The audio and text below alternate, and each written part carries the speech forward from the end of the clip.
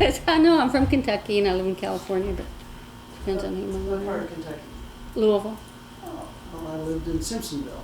Oh, yeah. Right. I had a friend in Simpsonville. Yeah. We had a lot of fun. We were like 15, 16. We ran around. She had a room, and her room had a door to the outside. It was really nice. Okay, I'm gonna just clap my hands. That helps me sync the video, and then Okay, and how long do you want me to talk? you can talk as little or as much as you like. It's just electrons. So 3, 2, 1. Okay. Hi, my name's Lynn, and I used to be Lynn Bruflat, was in the Marines. I joined right out of high school, and where should I look? Either one. It doesn't Either one. matter. Okay, I'm looking all over. Okay, I joined right out of high school, and I was in a program called Delay Entry. It was in '77, and I thought when I went to boot camp in August, I was going to take my viola and practice. Needless to say, the recruiters told me, no, don't take your viola. But I thought boot camp was going to be like college, like in a dorm, you go to classes and stuff. Well, no, not so much. Anyway, it was tough. It was good though. I got out of boot camp and went home to Louisville, and I was in a reserve unit that went to Fort Knox. It was a tank unit. So I wasn't a tanker, but like I used to tell the guys, hey, I do payroll and stuff like that, so that they would leave me alone. But anyway, I learned an awful lot in the Marines. I grew up in the reserves and going to college. I was in college at University of Kentucky in Louisville. And in the reserves, I loved the Marines. I was very proud to be a Marine. I enjoyed the drill weekends. I enjoyed the times. 2 weeks. We went for a year, 2 weeks of training, and I pulled some temporary duty once in a while. I did 3 months at the staff in Louisville, before in the INI staff. And, I do appreciate another thing about it. It gave me real life training in administration, which I used that all my life to become an office administrator and to have a career in office setup and in personnel, and just everything I did in the civilian life was built off my Marine Corps experience. Well, I got married and in Louisville, and then my husband and I, it was tough to make it. We had a baby, and we joined the Marines full time. I joined full time, and he joined as a private. By that time, I was a sergeant in the reserves. So I joined full time, and he got orders to Camp Pendleton. So I also I was able to coordinate it. I was allowed to come to Camp Pendleton. I came to Camp Pendleton active duty, and that's how I ended up in California. And at Camp Pendleton, I was administration, but I really enjoyed it a lot being in the Marines. But it wasn't like fun. It was very hard and strict and regimented and all of that. But that's kind of the personality I had anyway, and I like that order. And I'm not going to go into all my experiences and everything, but as a woman in the Marines, I had times when I was discriminated against. I had times when I was made fun of. I had times when I felt belittled by certain individuals, not like the Marine Corps as a whole, but there were times when it was tough being a woman, and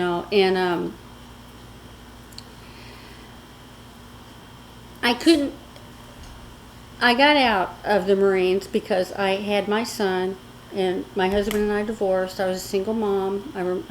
While I was serving, and I got orders. My enlistment was coming up, and I got orders to recruiting duty, and I decided that I wouldn't be able to really mother my son or have a supportive support with child care and stuff like that for him. So I didn't extend my enlistment. I got out and stayed in California. So at that time, there was no thought of PTSD. There was no talk of PTSD. There wasn't a lot of support for, there weren't really my unit went to war in Grenada, which of course I didn't go to Grenada, but I had to stay on base. So I was like in the Grenada War, or serving during the Grenada War, and there weren't any like big wars during the rest of the time I was in. So there just wasn't a lot of discussion about what people used to call combat fatigue or whatever at that time. But the trauma I experienced as a child, I carried into the military. And the military, it's not easy. I mean, none of life is easy, but the military is it's got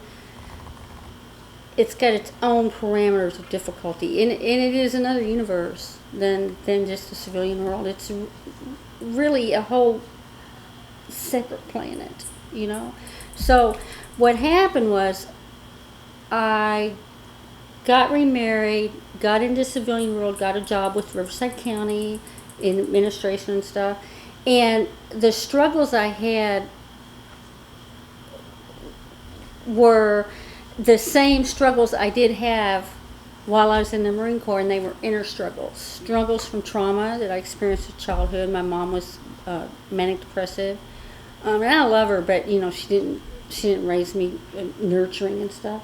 So that could be part of the reason I joined the Marines, because I was kind of a detached person and liked to be tough. I'm getting kind of rambled. I mean, anyway, what I'm trying to say is everything goes together to make a person. And experiences in my life, I have PTSD, and I can't sit here and say, I'm not going to sit here and talk for 4 hours and tell you it was this, and this, but I have PTSD, okay? And but it wasn't until I hooked up with the Veterans Administration after I got discharged, many years, and started a slow walk towards health care in that system that I even got an inkling that I could get help beyond eyeglasses and, women's health and yearly checkups. So I didn't get involved with the VA mental health until, let's see, what was it? I had a son that was diagnosed with schizophrenia, and he was also a drug addict, which I'm not going to get into all that, but they're related.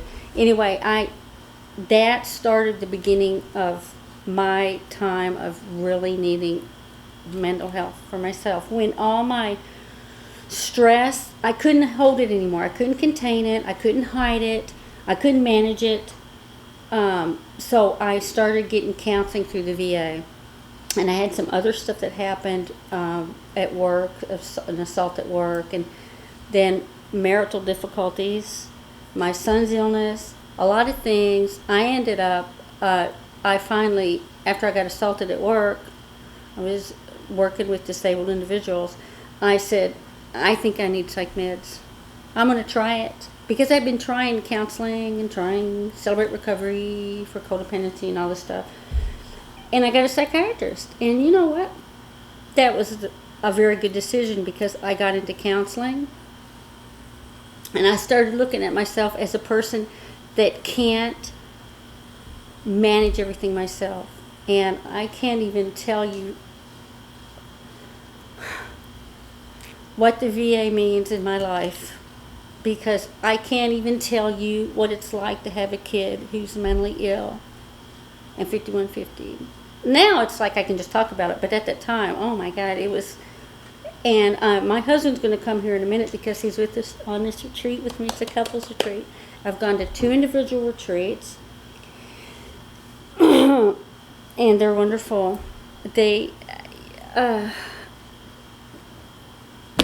have to talk for way too long, but one thing I want to say is that when I went to the first retreat in North Carolina, I opened up and shared some, but I had a lot of problems at home. I didn't feel like I was ready to dig into all my personal stuff. But When I went to that retreat and was in that room with female veterans, I swear it was like stepping into my front door of being home. I can't even, because for 30 years, my husband wasn't military. My friends weren't military. My church friends weren't military. And I didn't even know what I missed of that camaraderie of being around veterans. In the Marines, I was around a lot of men and some women. But in this room of all women veterans, I was the only Marine in the Army and some Air Force and Navy.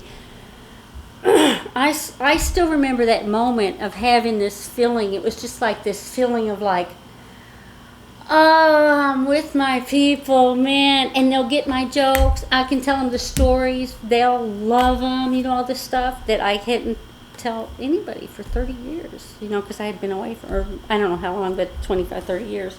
So anyway, I appreciate that so much. It's just a great thing. So if people are struggling in their life and having hard times, and you've been in the military definitely shaped some of that, because it's not an easy life. You have to you have to not be yourself a lot, right? And so I would encourage anyone, if there's a woman out there, come aboard. Come aboard. You need the support. And what my husband's going to come, because this is our couples retreat. What I want to share to the, can I talk to the donors right now? Sure. Oh my gosh.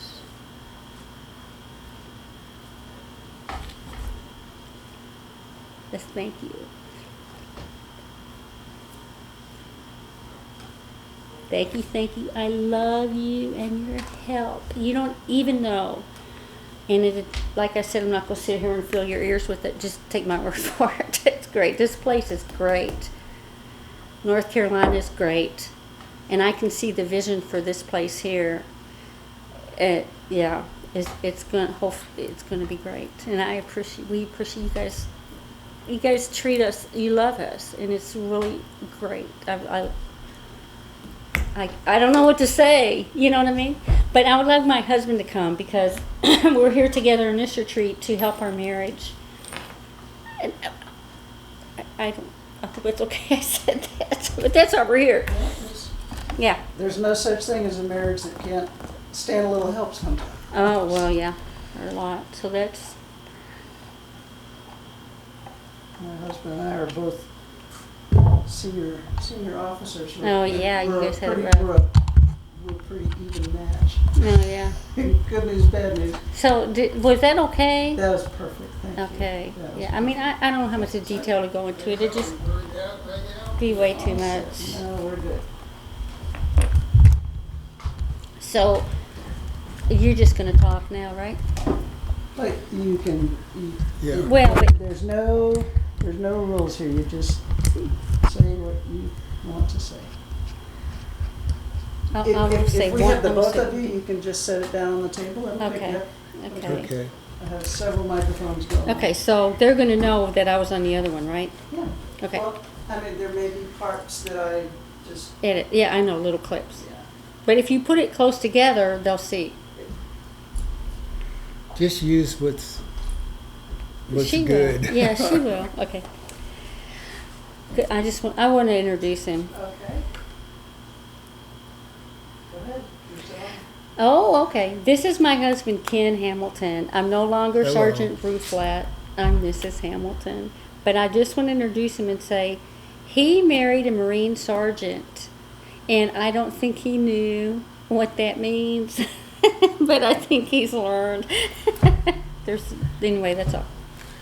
Well, I'm constantly in a learning process, and I wasn't in the military myself. I flunked the physical in Amarillo, 1970, and it kept me from Vietnam, where I had a lot of friends that were lost.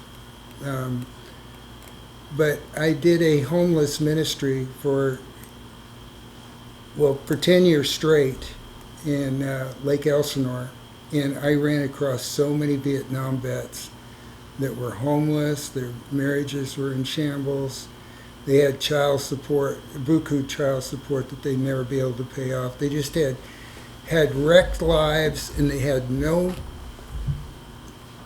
to go. I mean, they had the Lord. They came to the Lord, but the resources and everything were slim, Jim. And I see a program like this that everybody is so enthused about making it work for the betterment of the vets and their families and their wives. And PTSD is misunderstood, I think.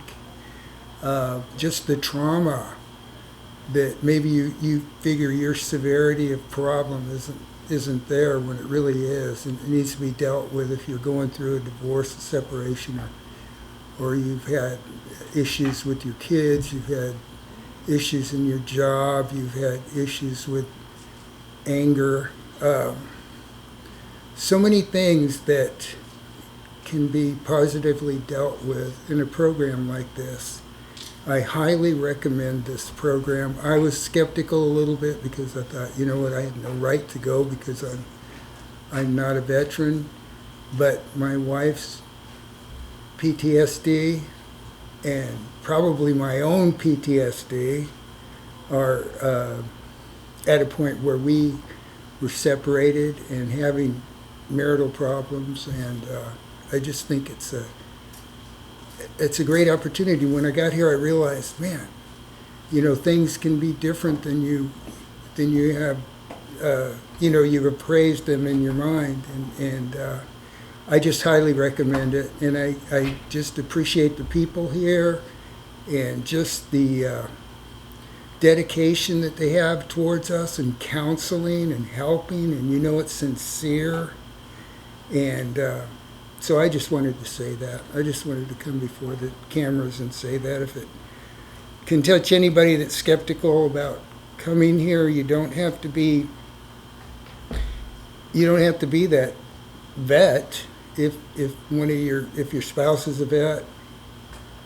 I mean, and the problem is connected to combat, any of those areas, the military, then by all means, you should take advantage of this, and these people will help you in counseling and setting you right with resources and everything. So thank you for letting me share. I said I wasn't going to ask questions, but I lied. What do you, if you project yourself out a week from now, looking back at yourselves a week ago, what would your assessment be as to how this journey has? Oh, yeah. I have a comment on that. We have a plan when we go home. The living room, dining room, and kitchen. We have like a house. So he's a contractor. He looks up really cute, like a cabin. So it's kind of like a cabin with bedrooms outside, like the kitchen and the air and the living room and the dining room are all together, right? Like cabiny. So that area is going to be our common area, our neutral area where we're going to hang out. And then he's going to have one bedroom as a den, and we're going to get yoga stuff, right? We're going to do it together. And I'm going to ride bikes with him when I'm home because I work out overnight sometimes. And then I'm going to have the other bedroom as my little private place, like if I want to go and read and, kind of get away. But the common, that's going to be our neutral together time, right? So when you need to, sometimes when you get overwhelmed, PTSD, it affects your memory, and it affects your processing, and it affects your anxiety to where you can feel overwhelmed. And you'll kind of walk around or just fidget around and just be like, on edge. So that's why you need a safe space where you can just go and chill and, and work on things. So that's what we're going to do. Well, those are part of the tools that Yeah. we've been given. And so I realize how meaningful this program is as far as our marriage goes, because we've already set forth a vision for our lives. We've got a plan. And we're both on track for it. It's somebody stepping in and helping us and giving us some direction that we needed.